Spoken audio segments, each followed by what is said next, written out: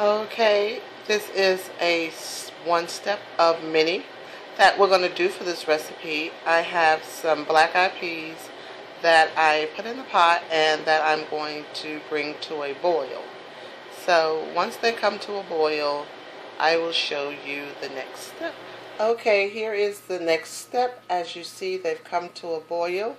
So what I want you to do now is take a spoon and try to get some of the foam out of the pot like that. It doesn't matter if you lose liquid.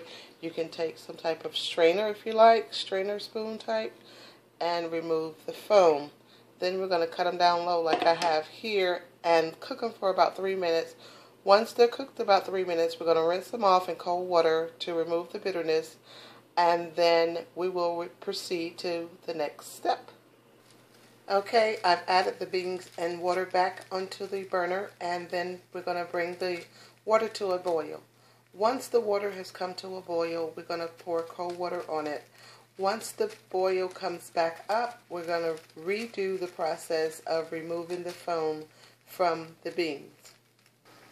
Okay, and I'm back. So this is the next step. We're going to bring these to a boil, which they already are boiling.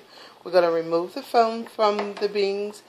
Then we're going to add a, if you have one, a weighted lid onto the beans. Cover them and simmer them until they are done.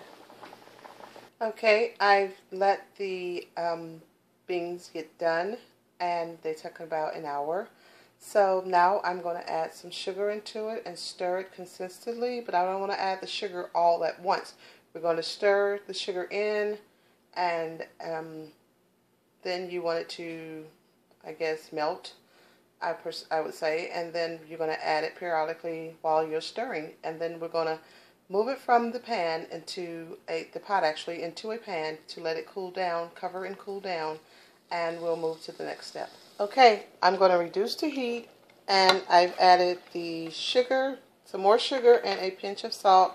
We're going to take this out of the pot, add it into a pan, cool it down, and we'll proceed to the next step. Okay, I've taken one egg, added some water in it. That is going to be the start of the base of the dish that I am making. We're going to add the flour and other ingredients in, as you will see as I go. Here I have some flour. It is cake flour. I've added some baking soda and some sugar, and I sift it into this bowl, and we will add the egg mixture to this. And you want to add the egg mixture in the middle of it, and you stir along as you go. That will keep any lumps from occurring inside of the flour in your batter that will be made. Okay, and here's the batter. I've added the 3 eggs with water, the cake flour, the baking soda, and some sugar. And let's get ready to make some taiyaki.